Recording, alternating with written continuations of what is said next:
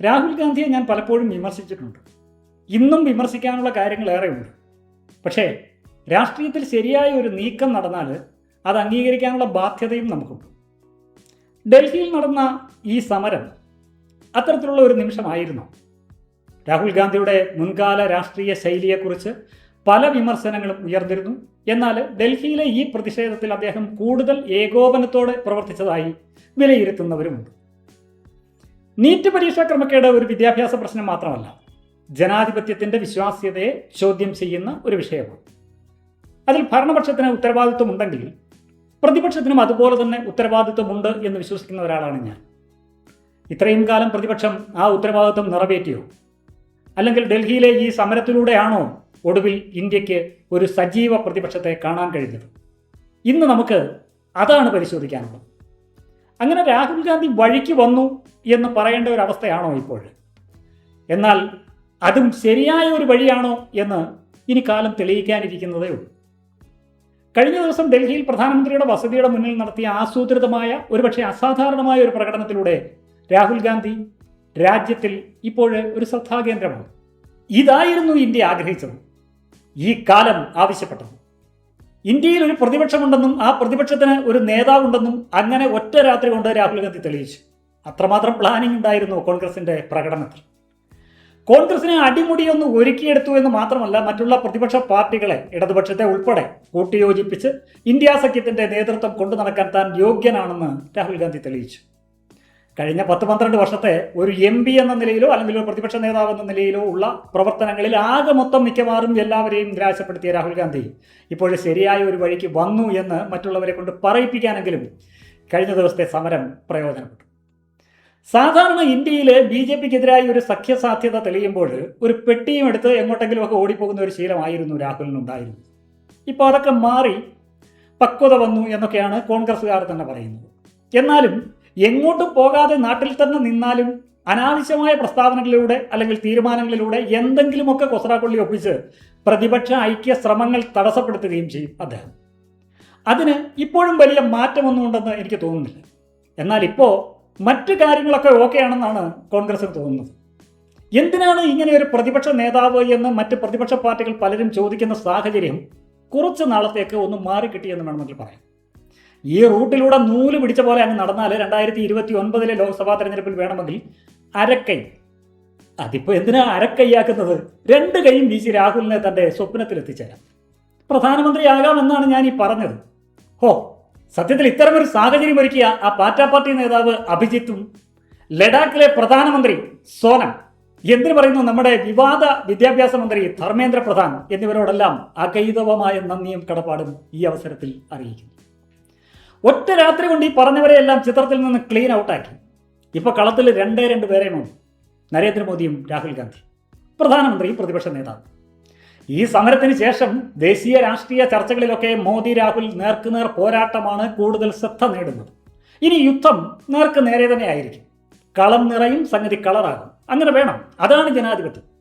അതല്ലാതെ എവിടെന്നെങ്കിലും ആരെയെങ്കിലും വാടകയ്ക്ക് എടുത്തുകൊണ്ട് വന്ന് സമരം ചെയ്യിപ്പിച്ച് നടുക്ക് നിന്ന് ചോര പിടിക്കാൻ ആരും ശ്രമിക്കരുത്. അതിനോടാണ് അഭിപ്രായ വ്യത്യാസം മിക്ക ആളുകൾക്കും.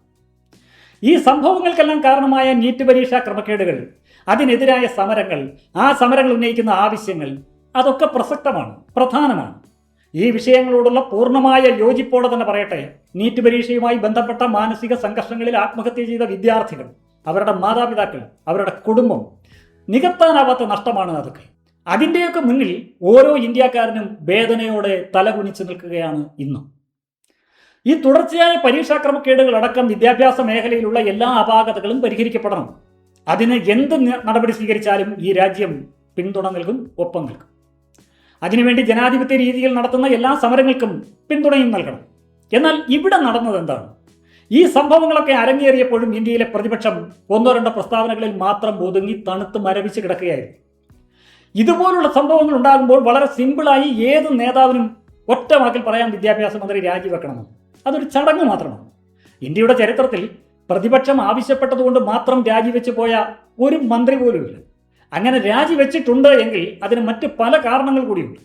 അങ്ങനെ രാജിവെച്ച ചരിത്രം പരിശോധിക്കുമ്പോൾ അതിലും റെക്കോർഡ് സൃഷ്ടിച്ചിട്ടുള്ളത് കോൺഗ്രസിൻ്റെ സഖ്യകക്ഷികളുടെയും മന്ത്രിമാർ തന്നെയാണ്. ഒന്ന്, ഒരു അശ്വിനി കുമാർ നിയമമന്ത്രിയായിരുന്നു മൻമോഹൻ സിംഗിന്റെ സർക്കാരിൽ.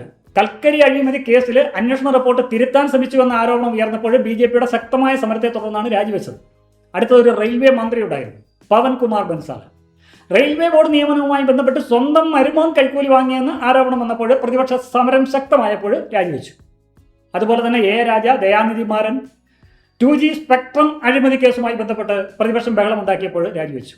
എന്നാൽ ഈ പ്രതിപക്ഷം ബഹളം വെച്ചതുകൊണ്ട് മാത്രമല്ല ഈ രാജികൾ എന്ന് നമ്മൾ മനസ്സിലാക്കണം. ആരോപണം വ്യക്തമായതുകൊണ്ടും വേറെ മാർഗമില്ലാത്തതുകൊണ്ടും ഒക്കെ ആയിരുന്നു രാജി. ബാർക്കോഴ വിവാദവുമായി ബന്ധപ്പെട്ട് ഇവിടെ നമ്മുടെ KM മാണി രാജിവെച്ചില്ലേ? എന്തിനു പറയുന്നു? K. കരുണാകരൻ ചാരക്കേസും അനുബന്ധ സംഭവങ്ങളുമായി ബന്ധപ്പെട്ട് മുഖ്യമന്ത്രി സ്ഥാനം വരെ രാജിവെച്ചത് പ്രതിപക്ഷ ആരോപണം കൊണ്ട് മാത്രമല്ലല്ലോ. ബന്ധു നിയമന വിവാദത്തിൽപ്പെട്ട EP ജയരാജന് ഭരണഘടനയ്ക്ക് എതിരായി വർത്തമാനം പറഞ്ഞതിന് സജി ചെറിയാൻ, അങ്ങനെ പോകുന്നു ഇവിടുത്തെ രാജികളുടെ കഥ. ഈ പ്രതിപക്ഷം സമരം ചെയ്യുന്നതിന് മുമ്പ് തന്നെ ധാർമ്മികതയുടെ പേരിൽ രാജിവെച്ചിട്ടുള്ളവരുമുണ്ട്. ലാൽ ബഹാദൂർ ശാസ്ത്രി 1956 ഒരു ട്രെയിൻ അപകടത്തിന്റെ പേരിൽ അദ്ദേഹം രാജിവെച്ചു. അതുപോലെ തന്നെ ഇന്ത്യ ചൈന യുദ്ധത്തിലെ പരാജയത്തിന്റെ പേരിൽ VK കൃഷ്ണമേനോൻ രാജിവെച്ചു. കോൺഗ്രസിന്റെ ആഭ്യന്തര തർക്കത്തിന്റെ പേരിൽ VP സിംഗ് രാജിവെച്ചു. അങ്ങനെ എണ്ണിപ്പറയാൻ നിരവധിയുണ്ട്. എന്നാൽ അത്തരം രാജികളുടെ കാര്യത്തിൽ BJP ഒരല്പം പുറകോട്ടാണ്. സാധാരണയായി ഈ പ്രതിപക്ഷ സമരങ്ങൾക്ക് മുന്നിൽ വഴങ്ങി മന്ത്രിമാർ രാജിവെക്കുന്ന ഒരു കീഴ്വഴക്കം BJPയിൽ വളരെ കുറവാണ്. അത് BJPയുടെ മിടുക്ക് മാത്രമല്ല, പ്രതിപക്ഷത്തിന്റെ ശക്തിക്കുറവും ശ്രദ്ധക്കുറവും ഒക്കെ കൂടിയാണ്. BJPയിലും ചിലത് നടന്നിട്ടുണ്ട് പണ്ട്, അത് നമുക്ക് പറയാതിരിക്കാൻ കഴിയില്ല. വിദേശകാര്യ സഹമന്ത്രിയായിരുന്ന MJ അക്ബർ, പുള്ളി ഒരു ലൈംഗിക അതിക്രമ കേസിൽ കുരുങ്ങി മീറ്റു വിവാദത്തിൽ. അപ്പോൾ പ്രതിപക്ഷം ശക്തമായി നിന്ന് സമരം ചെയ്തു, അങ്ങനെ രാജിവെച്ചു.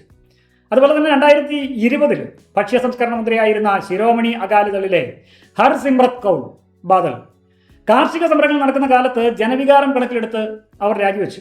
ചുരുക്കി പറഞ്ഞാൽ പ്രതിപക്ഷത്തിന്റെ ആവശ്യങ്ങൾക്കും സമരങ്ങൾക്കും മുന്നിൽ കാലാകാലങ്ങളിൽ ഉണ്ടായിരുന്ന സർക്കാരുകൾക്ക് പൂർണ്ണമായി കണ്ണടയ്ക്കാൻ കഴിയില്ല എന്നും കഴിഞ്ഞിട്ടില്ല എന്നും ഇന്ത്യൻ രാഷ്ട്രീയ ചരിത്രം തെളിയിക്കുന്നുണ്ട്.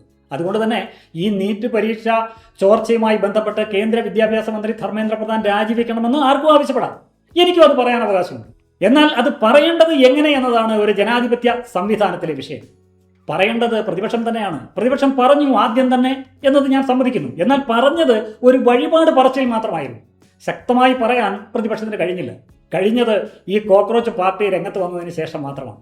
അതും ഈ കഴിഞ്ഞ ദിവസങ്ങളിൽ പറയേണ്ട പോലെ പ്രതിപക്ഷം പറഞ്ഞു എന്ന് ഞാനും വിശ്വസിക്കുന്നു. പറഞ്ഞത് അതുപോലെ നടക്കുമോ എന്നൊന്നും നമുക്കറിയില്ല. എന്തായാലും വിഷയത്തിന്റെ പ്രാധാന്യം മനസ്സിലാക്കി പ്രവർത്തിച്ചുവെന്ന് ജനത്തിന് ബോധ്യപ്പെട്ടു. ഈ പ്രതിപക്ഷമെന്ന് പറയുന്നതും ജനപ്രതിനിധികൾ തന്നെയാണ്. ഇവിടുത്തെ ജനങ്ങൾ വോട്ട് ചെയ്ത് വിജയിപ്പിച്ച ആളുകളാണ് അവരും. അവർക്കും ചില ഉത്തരവാദിത്തങ്ങളുണ്ട്. പ്രതിപക്ഷം കൂടി ചേരുന്നതാണ് ഈ പാർലമെന്റും ഭരണഘടനയും ഈ രാജ്യവുമെല്ലാം. ഇത്രയും കാലം ഈ ബോധം പ്രതിപക്ഷത്തിന് ഉണ്ടായിരുന്നില്ല എന്നതാണ് ജനങ്ങൾ മനസ്സിലാക്കിയത്. ഇനി പ്രതിപക്ഷം ഒരു രാജി ആവശ്യപ്പെട്ടാൽ തന്നെ ഭരണപക്ഷം അത് അപ്പോൾ തന്നെ അംഗീകരിക്കണമെന്നില്ല. തീർച്ചയായും അതിനെ ഭരിക്കുന്നവർ പ്രതിരോധിക്കും. എന്നാൽ ജനാധിപത്യ മാർഗങ്ങളിലൂടെ പാർലമെന്റിലും പുറത്തും സമരങ്ങൾ ശക്തമാക്കിയും സ്തംഭനം സൃഷ്ടിച്ചുമൊക്കെ പ്രതിപക്ഷം നന്നായി വിയർക്കേണ്ടി വരും. സമ്മർദ്ദമുണ്ടാക്കുമ്പോൾ സർക്കാരിന്റെ പ്രതിച്ഛായ കാത്തു സൂക്ഷിക്കാൻ വേണ്ടി മന്ത്രിമാരെ കൊണ്ട് രാജിവെപ്പിക്കാൻ പ്രധാനമന്ത്രി തയ്യാറാവും, അല്ലെങ്കിൽ പാർട്ടി തയ്യാറാവും. അതാണ് ജനാധിപത്യ രീതി. അതിന് അല്പം ലംഘനമൊക്കെ ആകാം, അത് കുഴപ്പമില്ല. നിയമം ലംഘിക്കുന്നതും ഒരു സമരമുറ തന്നെയാണ്. എന്നാൽ എവിടെ വരെ ലംഘിക്കാമെന്നത് അതാത് കാലത്തെ പ്രതിപക്ഷത്തിന്റെ വിവേകം തന്നെയാണ്. ശക്തമായ സമരങ്ങളിലൂടെയും സമ്മർദ്ദങ്ങളിലൂടെയും ഒരു രാജി ആവശ്യപ്പെടുന്നത് മറ്റുള്ളവർക്ക് നൽകുന്ന ഒരു മുന്നറിയിപ്പ് തന്നെയാണ്. സർക്കാർ തെറ്റ് ചെയ്യാതെ ശ്രദ്ധിക്കേണ്ടത് പ്രതിപക്ഷമാണ്. ഒരു വിഭാഗം ജനങ്ങളുടെ മാത്രമല്ല, എല്ലാ വിഭാഗം ജനങ്ങളുടെയും സർക്കാരാണ് തങ്ങളെന്ന് സർക്കാരും അതുപോലെ പ്രതിപക്ഷവും മനസ്സിലാക്കണം. ശക്തമായ സർക്കാരും അതുപോലെ ശക്തമായ പ്രതിപക്ഷവും ഉണ്ടാകുമ്പോഴാണ് ജനാധിപത്യം ശരിക്കും ശക്തമാകുന്നത്. ഒരു വാർത്ത പറയാനല്ല നമ്മൾ ശ്രമിക്കുന്നത്, ആ വാർത്തയ്ക്ക് മുന്നിലെ രാഷ്ട്രീയം മനസ്സിലാക്കാനാണ് ഈ ശ്രമം. വാർത്തകൾ ദിവസങ്ങൾക്കുള്ളിൽ പഴയതാകും, പക്ഷേ അവയ്ക്കും പിന്നിലെ രാഷ്ട്രീയം മനസ്സിലാക്കിയാൽ ചരിത്രം വായിക്കാൻ എളുപ്പമാകും. നമുക്ക് വീണ്ടും കാണാം.